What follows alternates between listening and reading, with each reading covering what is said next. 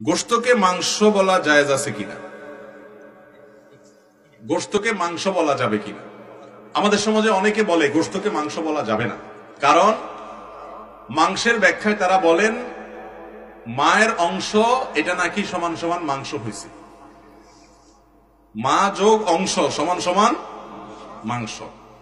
তো এটি অত্যন্ত হাস্যকর এবং ভিত্তিহীন কথা, এর কোনো গ্রহণযোগ্য ভিত্তি নাই। বরং এটি সংস্কৃত শব্দ যথাসম্ভব, আমি যদি ভুল না বলে থাকি।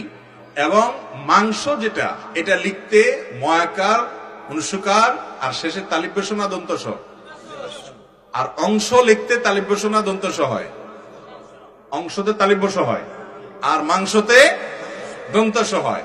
যদি মা যোগ অংশ সমান সমান মাংস হতো, তাহলে তো এই মাংয়ের পরে কি থাকতো? তালিব বস থাকতো, অথচ মাংসতে কি আসে না? তালিব বস।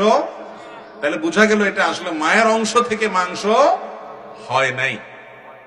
অতএব এটি সম্পূর্ণ ভিত্তিহীন কথা। এছাড়াও বিভিন্ন ভাষাবিদগণ মাংস শব্দের ব্যাখ্যায় যা লিখেছেন, আমি যতটুকু দেখেছি সেটার সাথে মায়ের অংশের কোন ন্যূনতম সম্পর্ক নেই। অনেকে বলে যে হিন্দু ধর্মাবলম্বী ভাইয়েরা তারা গরুকে যেহেতু মা মনে করে, অতএব গরুর গোশতকে তারা মাংস বলে মায়ের অংশ হিসাবে।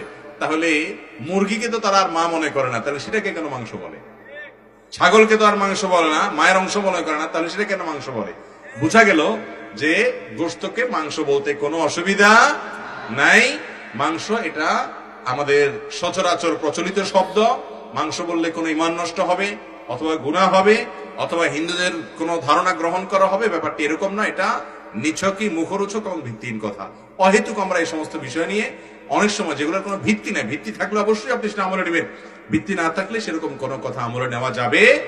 অতএব মন খুলে গোশতকে মাংস বলতে পারেন ইনশাআল্লাহ।